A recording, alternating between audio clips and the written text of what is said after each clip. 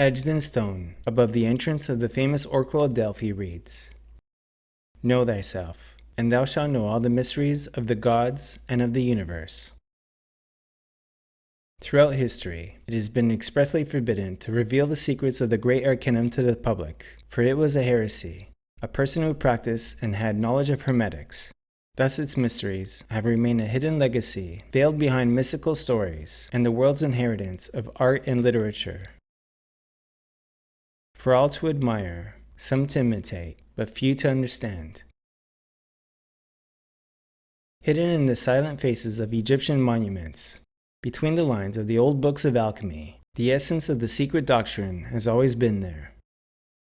Throughout the history of humanity, only a select few were initiated into the mysteries of this great universal truth, and those few guided the rest of humanity and gave them the outward symbols of that truth as guidance. But as humanity entered the Dark Age, the divine knowledge went underground to survive in isolated areas around the world. The knowledge it delivers is universal. It applies to all true religions and mystical traditions, whether it is the serpent of Adam and Eve from the Judeo-Christian tradition, the serpent of the Aztec tradition, the serpent climbing the caduceus of the Greek god Hermes, or the serpents of the Hindu or Buddhist traditions. All these symbols contain the same teachings. Finally, after centuries of darkness and ignorance, the time has come for this hidden doctrine to be revealed. All religions are precious jewels on the golden string of divinity. The word religion derives from the Latin root meaning union. The word yoga is derived from the Sanskrit root yug, which also means union. At their base, the different traditions of the East and West describe the same goal: union with divinity. Religious traditions provide the map that one must follow in order to reach unification with the divine. Every religion seeks to express the same core knowledge, but one needs the right tools in order to read the map.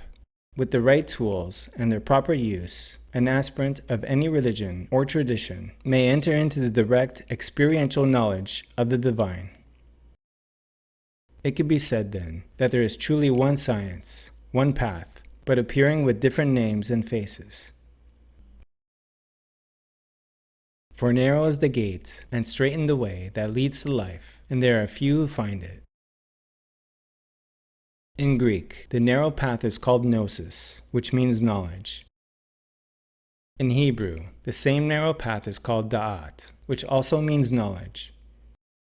This path is represented by the famous tree of knowledge in the book of Genesis, and the clue to entering the direct experience of God can be found through understanding the symbol of the tree of knowledge. The Judeo-Christian teaching of creation was written as a means to pass down the knowledge of the Great Arcanum to those with the eyes to see and the ears to hear. Its inception was influenced by both Eastern and Western traditions in order to provide humanity a key contained in the foundation of all the great religions of the world. The Old Testament outwardly appears to be basic spiritual instructions in the form of stories and histories, yet in truth, it is a vehicle of the sacred knowledge. To better understand the origins of the Judeo-Christian tradition of Genesis, it is necessary to take a brief look at the life and of the author Moses. Although of Jewish lineage, Moses was raised to be an Egyptian pharaoh and was trained in not only the hidden wisdom of Egypt, but also that of his native Judaism. The civilization of ancient Egypt is among the longest lasting in the history of humanity and rich with immense knowledge in the ancient world. Judaism was directly influenced by two of the oldest civilizations on record, those of Sumeria and Babylonia. Civilizations famous for their mystery schools. Schooled in hidden teachings of the ancient traditions, Moses wrote the first 5 books of the Bible in Hebrew and in code, as was the tradition. Thus, every story and name contained in the books of Moses hides a deeper meaning. As it says in the mystical Hebrew book, the Zohar, the narratives of the doctrine are its cloak. The simple look only at the garment that is, upon the narrative of the doctrine, more they know not. The instructed, however, see not merely the cloak, but with the cloak covers. The Bible is symbolic. The characters and events in the Bible are a cloak that veils the real message. This inner knowledge has been hidden, or in the case of Christianity, rejected entirely. The Bible, like all great religious books, has been interpreted literally. Even Jesus taught both a public and a secret doctrine.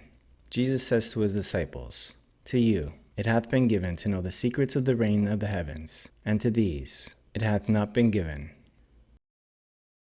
Those who received the teachings were persecuted and forced to take the knowledge underground. As a result, the modern church has inherited merely the cloak. In addition, the Bible has undergone repeated editing. Although the modern Bible has been greatly disfigured, it is nevertheless infused with the ancient secret doctrine. However, the many levels of meaning hidden in the Hebrew letters are not visible in the modern language versions of the Bible.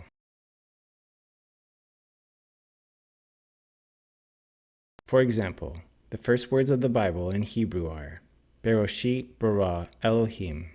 The common literal translation is, "In the beginning God creates," but in the Hebrew translation found in the Zohar reads, "In wisdom Elohim creates." Elohim is a Hebrew word. The root El is Hebrew for God and is masculine. The feminine form for El is Eloah, which means goddess. Elohim is plural, thus meaning gods and goddesses, male and female. In contrast to the image of a bearded old man, God is established in the first three words of the Bible as androgynous, containing both male and female.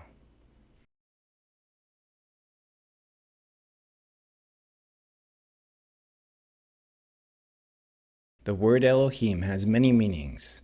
In one sense, it refers to angels, the governors of creation. These divine beings are male and female in the image of their Creator. This is clearly illustrated in most ancient images of angels, showing them to have the attributes of both man and woman.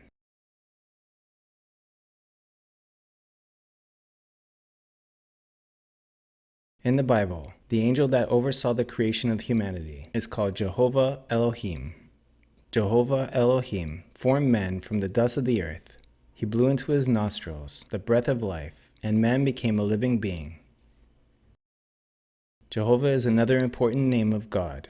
Jehovah is comprised of 4 Hebrew letters, Yod-He, Vav-He.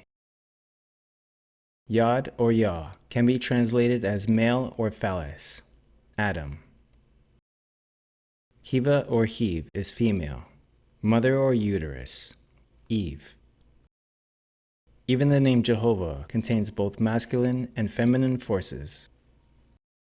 God created men in his own image. In the image of Elohim created he them. Male and female created he them. Eden is a paradise of perfection. Eden is symbolic of the innocence and happiness that was once the natural state of humanity. The humanity of Eden was pure, knowing only goodness and virtue. As reflections of God, humanity embodied the 7 virtues of the soul. According to esoteric wisdom, there was a physical place called Eden that was located in Mesopotamia between the Tigris and Euphrates River. A mystery school by the same name was founded in this place by the Chaldeans, but apparently was not the Garden of Eden of Adam and Eve. According to esoteric wisdom, there exist 7 fundamental dimensions. Do you not know how Allah created the 7 heavens, one above the other? The ascent and descent through these realms by the beings that inhabit them is represented in the Bible by Jacob's ladder. The Bible states that when Jehovah Elohim created Adam, he placed Adam in the Garden of Eden. Esoteric wisdom states that this is the 4th dimension, the world of vital energy. In Hebrew, it's called the Yesod, which means the foundation. Thus, the androgynous ancestor of humanity existed in a more subtle level of nature. That is why modern anthropologists know nothing about our true origins.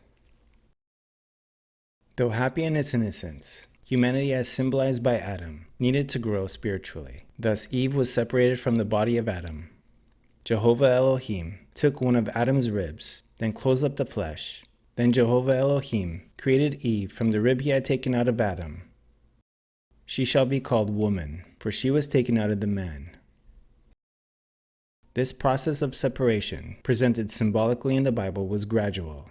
The human hermaphrodite was separated into two sexes, male and female, so they may see themselves, to know themselves. Since that time, man and woman have sought to reclaim their missing unity, which is the root of the craving for sexual connection. In the mystical tradition of Judaism, the science of the tree of life is called the Kabbalah. This wisdom is universal and is found in every great religious tradition. The science of the tree of life is a map of the universe and of the human soul. The tree of life is an ancient symbol that is universal in meaning and is found in all the cultures that have held esoteric knowledge. Just as the tree of life maps the macrocosmos, the expansive universe, it also maps the microcosmos, man, the reflection of the universe. The tree of life symbolizes the structure of the soul and the structure of creation. Its roots are in the highest realms. This tree gives us the fruit of life, sustenance, and wisdom.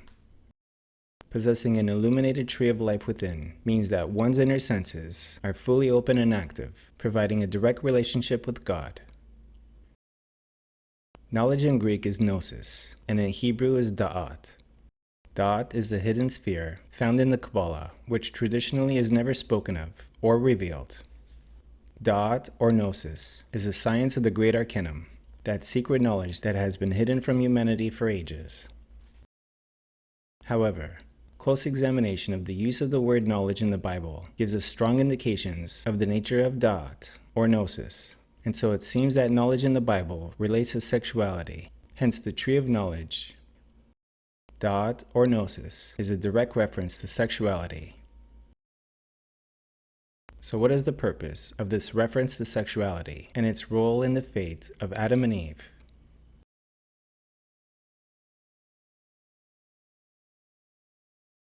When humanity was physically separated into two sexes, man and woman still carry the reflection of their Creator. Within every male still exists a female aspect, and within every woman exists a male aspect. In this meaning, Adam and Eve symbolize the energetic physiology of the individual. Adam and Eve as polarized energy are represented in the ancient symbol of the caduceus, associated to the Greek god Hermes. The symbol of the caduceus is visible in the records of many ancient cultures from around the world. The two serpents symbolize the masculine and the feminine energy channels that wind up the spinal column. They are energetic, not physical. Their root is yesod, the foundation, the sexual organs, and they are fed by the sexual energy. The two serpents wind up the spinal column of the physical body. The spine is often symbolized by a staff or a rod. The spine is the staff of the master and the central column of the human temple. The column stands upon the foundation stone, the yesod, the sexual energy. The spine has 33 vertebrae, symbolized by the life of Jesus and by the 33 degrees of Freemasonry. These two energy channels are called Ida and Pingala in Sanskrit. In the Kabbalah they are called Od and Old, and in esoteric Christianity they are called Adam and Eve. Pingala is the masculine aspect, Adam, solar. Ida is the feminine aspect, Eve, lunar. Man is the active force, the reflection of God the Father. Woman as the receptive force, the reflection of God the Mother, and the sexual connection as the force that brings them together. These are the three forces that give rise to all of creation, and this is the foundation of the universal symbol of the Trinity. The Trinity is a unity of three that expresses one. But in order to create, this one divides itself in two, male and female. This is the mystery of the Holy Spirit, the fire of God. symbolized in India as Shiva and Shakti, the creative and destructive power of God. The force that powers all of creation on all levels of existence is sexual energy. Sexual energy is symbolized by fire, water, and by light. The sexual fire is the power of creation. In the tradition of alchemy, the sexual energy is symbolized by Mercury. All of life is born of the sexual waters. The power of creation, harnessing the force of that electric energy, implies a great responsibility. To indulge in the fruit of sexuality means to spill the sexual energy, to orgasm, to taste the divine energy that illuminates the soul in order to feel physical sensation. The energy used to maintain the physical and spiritual vitality of the individual is expelled through the orgasm. Adam and Eve, as a symbol of men and women of the ancient past, ate from the fruit of the tree of knowledge, or the secret of sexuality. They abused the sexual energy in their own bodies by having the orgasm, and therefore, they broke the most fundamental rule they had been given.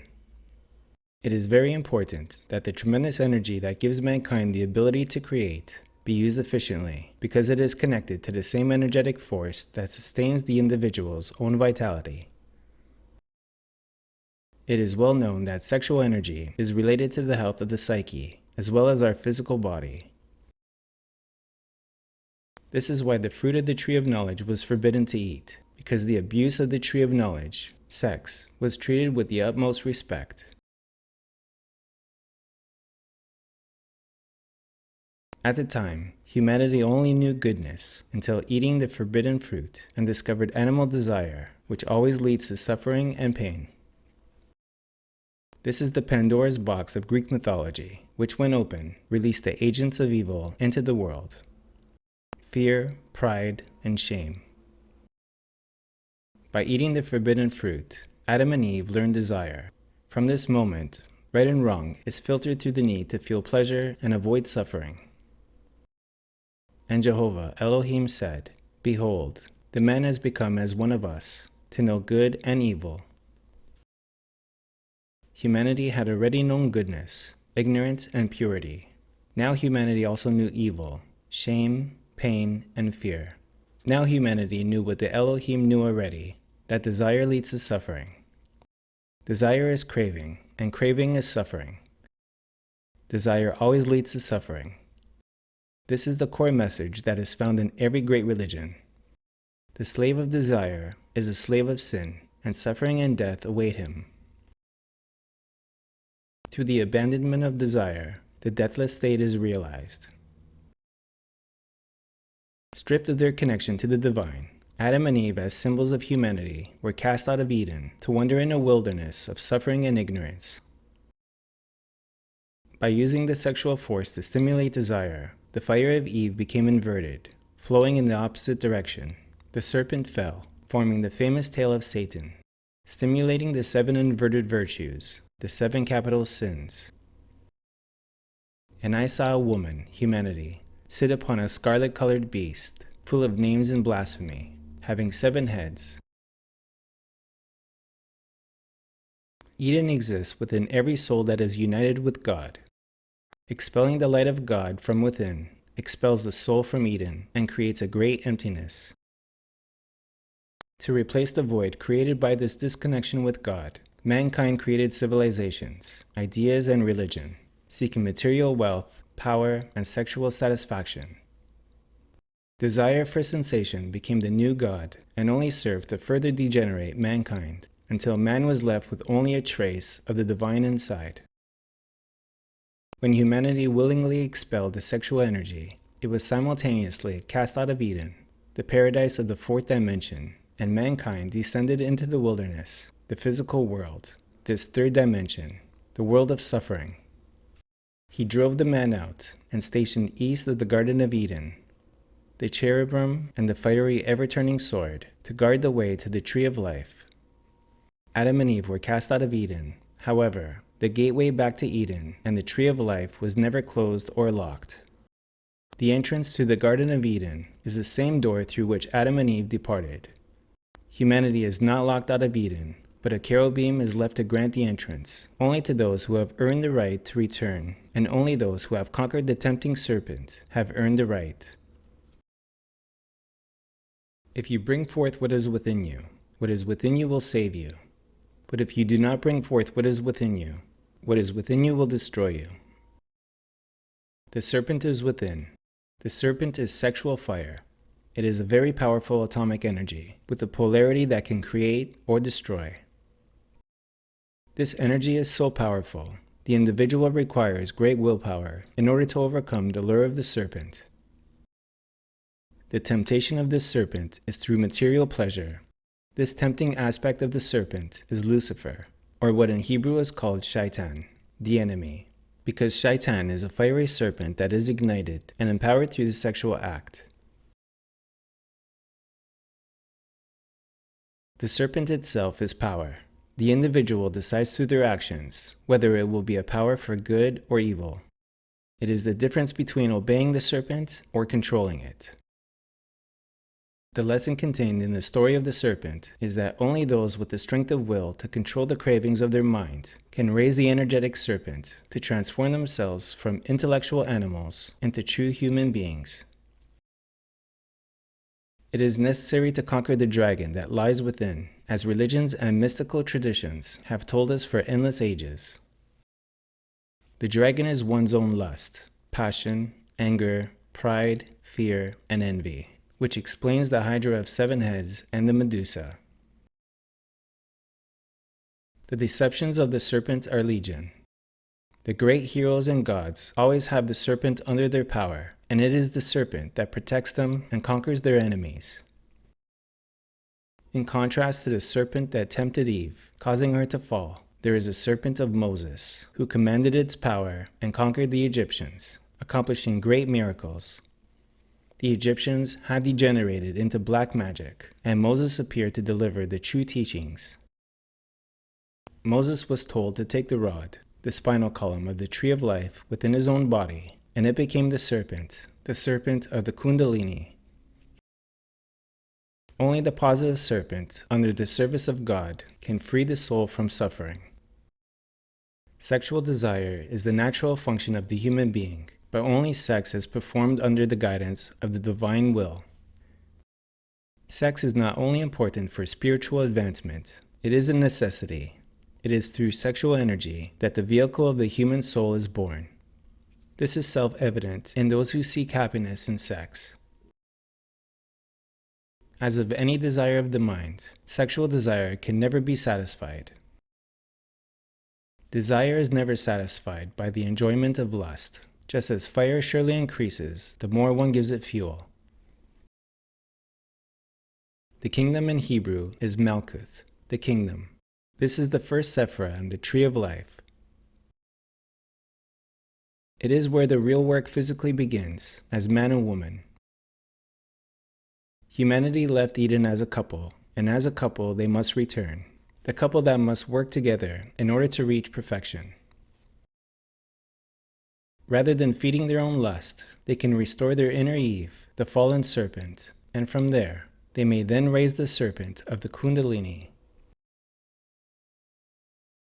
They can illuminate the tree of life, which exists within the human body, the spinal column, and they can create divine light within themselves and return to the direct knowledge of their own inner garden.